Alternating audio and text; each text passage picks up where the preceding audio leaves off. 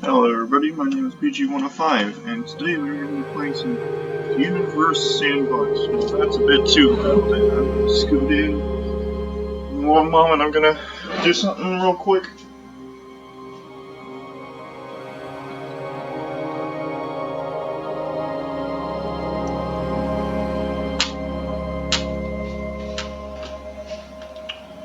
Okay, that was just to make it easier for me to see the screen as I'm right by a window, and it is like, I think 1 o'clock or something. Now, if you don't know what Universe Sandbox is, it's basically a sandbox where you can create any type of solar system you want. It's similar to a game I used to play back in the early days of this YouTube channel, but it didn't allow for as much freedom as this one does, so yeah, I am going to place down a random star. Let's do Alpha Centauri B. Now, with stars that we've discovered and discovered planets around them, you have this option under this to add planets, and you also have visual things like you can see orbits, or you can just see trails. The planet's leaving ahead. But I like to do orbits instead, just because, I don't know, it's just easier to see. And so Alpha Centauri B here has Alpha Centauri BB and Alpha Centauri BC, which I actually never knew. Never knew that Alpha Centauri B had 2 planets around it. If we go to a new solar system here, Alpha Centauri A doesn't have any planets, and Proxima Centauri just has 1 planet. I'm gonna make a crazy solar system. I'm gonna make a weird solar system that has like multiple stars, maybe. The only way I know how to do a binary star system is to like add a black hole in the middle as the barycenter, because that's the technique the game itself uses for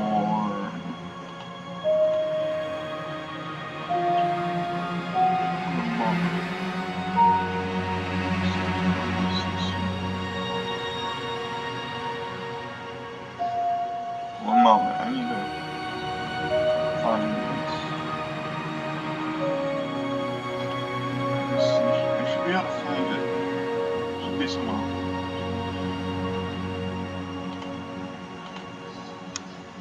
Should be somewhere here. Aha, exoplanets. Alpha Centauri triple star system. Here we go. Alpha Centauri is the closest star system to the Sun. This system consists of a binary pair of stars, Alpha Centauri A and B, orbited by a smaller and much more distant star, Proxima Centauri. You need to zoom out to see Proxima Centauri in the simulation, which you can see right there. That's Proxima Centauri. 2012 astronomers announced the discovery of an exoplanet, Alpha Centauri BB, orbiting one of the 2 binary stars. However, in 2015, further analysis revealed that this planet likely does not exist, and it was merely noise in the data. Okay. In 2013, another exoplanet, Alpha Centauri BC, was discovered, orbiting the same star. In 2016, astronomers announced the discovery of another exoplanet in the system, Alpha Centauri B, orbiting the distant red dwarf. So essentially, Alpha Centauri BB, or Alpha Centauri BB, may not actually exist. As it shows in this simulation. It's weird, because in the actual simulation for the system in general, it doesn't show Alpha Centauri BB because it most likely doesn't exist. But when you go to if you place down Alpha Centauri B, like I showed earlier, it has Alpha Centauri BB. Now, Proxima Centauri has the one planet. Let me show that how. So, because the planet, and I think the reason that these simulations don't simulate atmospheres for the planet is to save on space, most likely. Yeah. Let me see. Man, it's a wonky orbit. It's all wonky. I don't know why.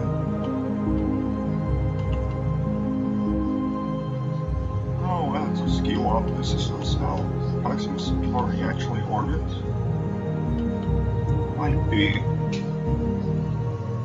But yeah, this is apparently how Proxima Centauri orbits. It orbits in a polar orbit. It's extraordinarily let me see, what's the orbital period actually? Orbital period is, that's a lot of years.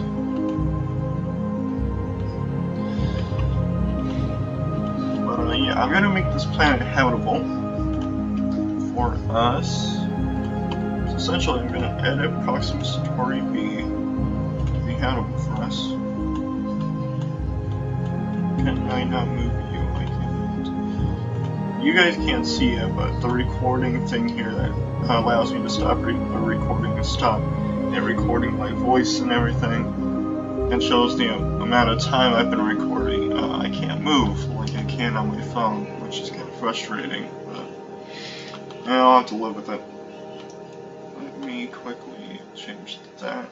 I'll give you a magnetosphere, because yeah, you don't have one. I think this is close to Earth's magnetosphere. Let me actually check. Earth. Hello, Earth. What is the magnetosphere? Why do you have no magnetosphere? Ah, there we go.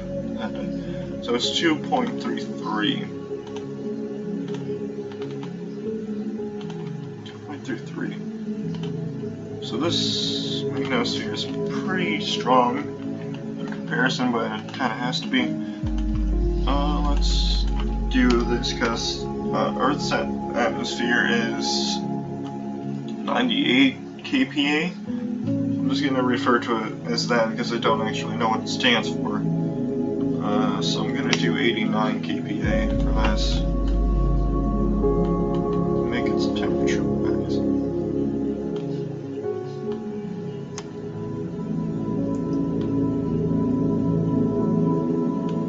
Albedo, I'm going to make its albedo go down.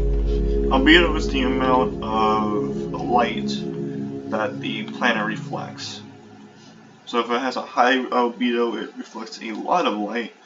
If it has a low one, it doesn't reflect much light. So basically lower albedos mean more light is absorbed rather, or more light and heat is absorbed rather than being lost to space. Let me actually have land here. There you go. There's a bit of land. So now this is actually habitable to someone like us. But this might not be the only planet around Proxima Centauri. That's just what we think for now. It might not be. You never know. None of this is sandstone or anything. So I'm gonna attempt to make my own little just binary system. Just binary. It's not a, what would you call a triple star system? A trinary, I guess? It's not gonna be a trinary system, it's just gonna be a binary system. I pull one. This one's the most massive. Although, and let me attempt to get. So let me have Sun and Proxima Centauri, or Proxima Centauri. I thought it was Alpha Centauri. Both orbit. It's like, oh, the sun's being ripped apart. can simply delete all those particles and dust, and now the sun's a lot dimmer, and it would be classed as an orange dwarf. Okay, I'll delete this. We gotta make these guys farther out.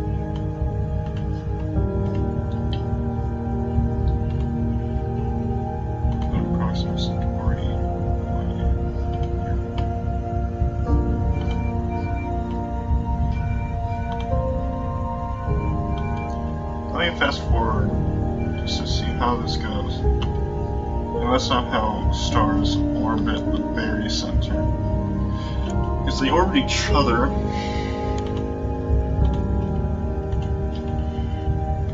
So what I need to do is put them in their spots, or a little bit closer, and make them eccentric, because that's kind of how they orbit each other. Is that it's an eccentric orbit that goes into the very center and then back out. Because that's how orbits work, apparently. Let me turn on orbits. You need to put these guys in the same orbit. Otherwise it doesn't really make sense. Wait, I can just do 1.33 days. Proxima Centauri is now going to be orbiting every 1.33 days. Exactly. What we need to do is put their eccentricity at the exact same as well. So 0.25, 0.257, 0.257. Holy crap, I actually guessed that correctly. This is more how stars orbit each other in binary star systems. This is kind of more how it's done. This is lagging the crap out of the game. I'm just gonna name this black hole Sun Proxy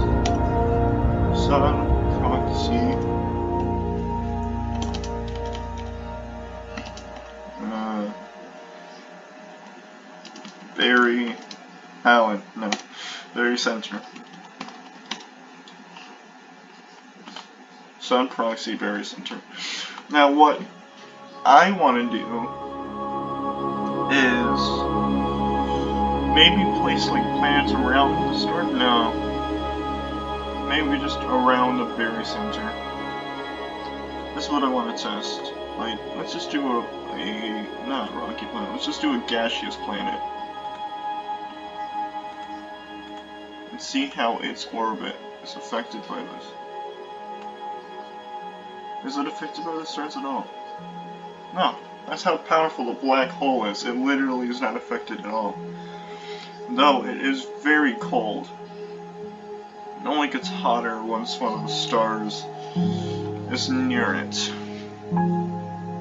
Which isn't really a problem, but that's a problem if you want to make habitable planets orbiting around two stars. Because they vary, a lot in their orbits. I'm gonna make your orbital period less than that. I'm gonna make your orbital period 4 days. Your orbital period. Your orbital period. 1.04 days.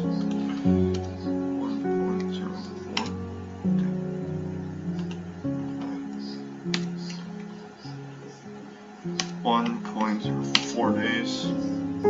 So now they orbit at the exact same rate. They're a bit closer together, so difference isn't very much. Yeah, temperature fluctuations are still extreme on the planet. So what we need to do is actually make this sequence. This is gonna get the stars out of sync, by the way. So let's go into hours. Every 16 hours.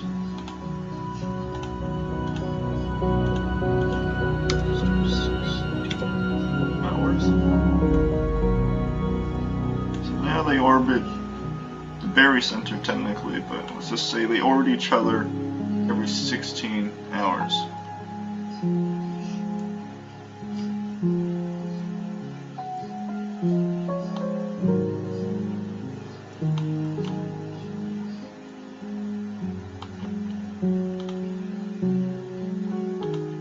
Yeah, I'm just going to do this a bit less. 1.5 hours. 9.05 hours.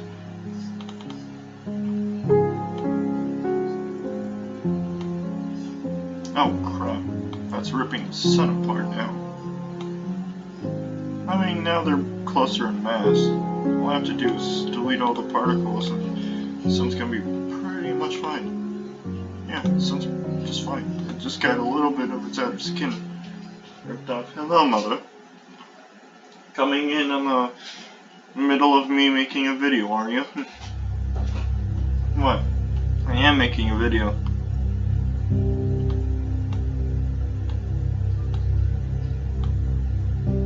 Mom, stop making me feel nervous. I feel so nervous now. God damn it. Now I'm not gonna be the top video recorder of the year. BS. You'll always be with me, sweetie. Shut up. I will move out as soon as I can at the age of 18.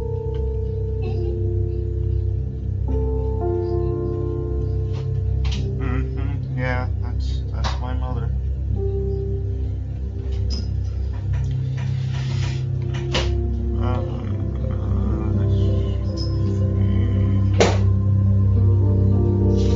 Yeah, like that, but they're not in sync.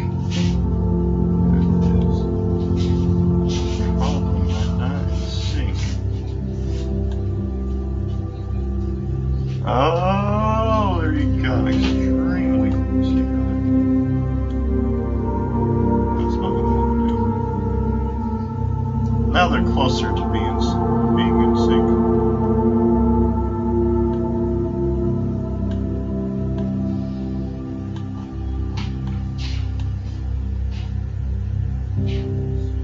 There we go. That's close enough.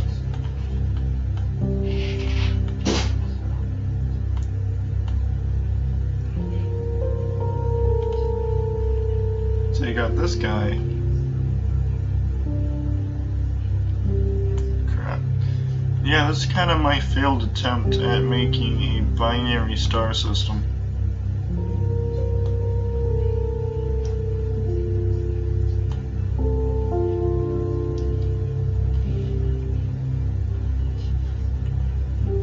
Let me see, or solar major axis. Distance.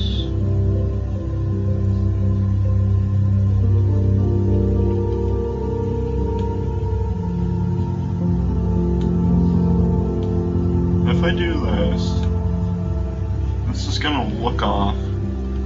It's gonna get off.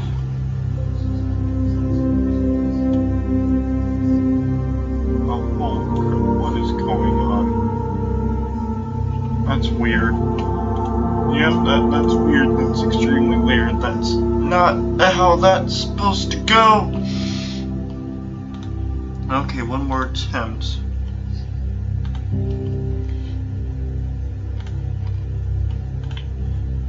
At making this. So we're gonna have, let's just have an orange dwarf, which, I mean, yeah, you're an orange dwarf. Yeah, Alpha Centauri B is an orange dwarf. There, let's have it in an orbit with another orange dwarf or orange main sequence star. That's this game likes to put it. Let's see the orbits. Okay, we need to put them at the exact same rate.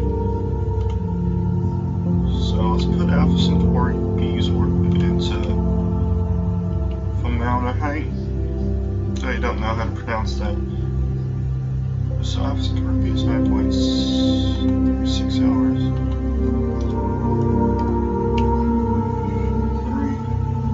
6 hours.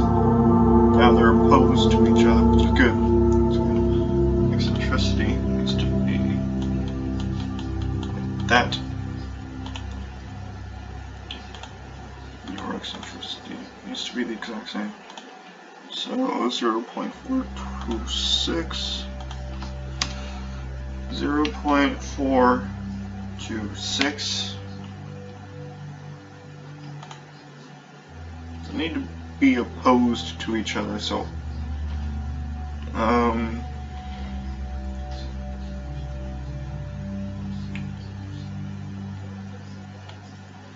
no, that's for distance.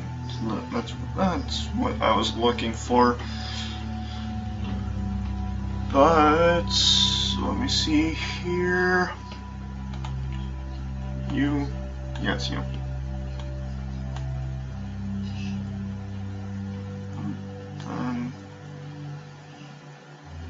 Need to put you. So you're at. So you're 152. So 152. I mean, it's completely different things for them both, but hey, it actually puts them in sync.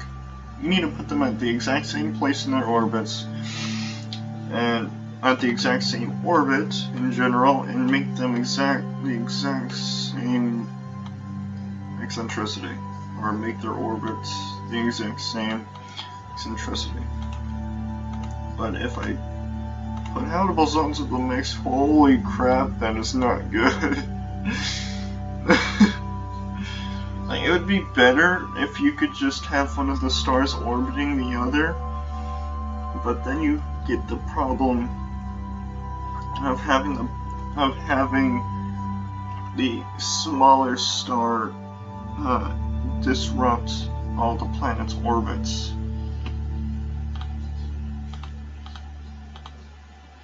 But hey, this is the best binary system I can make.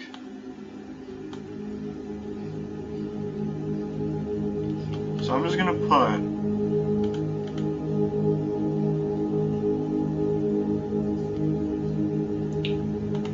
a random planet. Just a random planet. One random gas giant right here. Which will stay in orbit just because of the barycenter. Its gravity is so much greater than the gravity of the two stars, this planet's literally not affected by the two stars. How much light does it receive? I kind of want to zoom in on it now. It receives a good amount of light actually.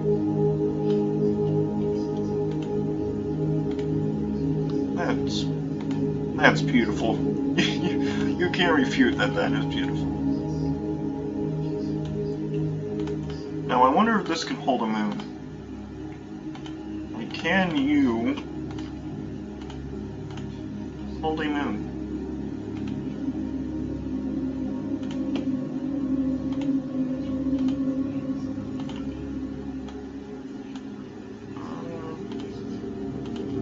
Not that one. Okay, let's let you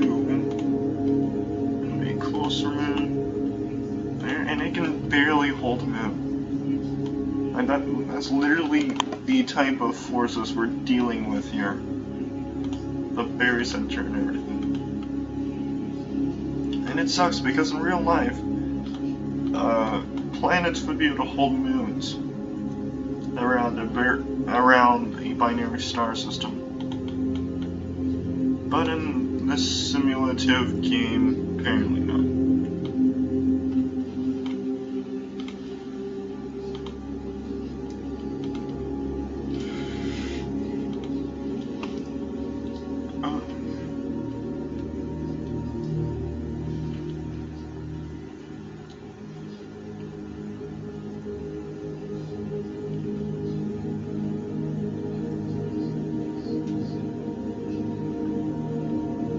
Anyway, I'm not going to bother with the system anymore. This video is long enough, and it's going to take a crap ton of time to process and then upload. So I hope you guys enjoyed this video. And like and subscribe, because this is going to be the main content of my videos from now on. Holy crap, those stars came very close. Whew, they come so close. I'm hitting each other. I kind of want to get...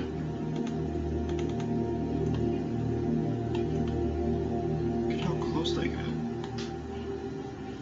Like, that's extraordinarily close. If this was a real binary star system, they'd be colliding right now.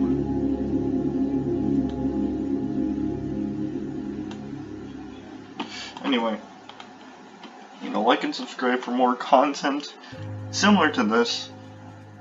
I might do a few other videos on Universe Sandbox 2 and such, but yeah, like and subscribe. SpeedG15 signing out. Bye.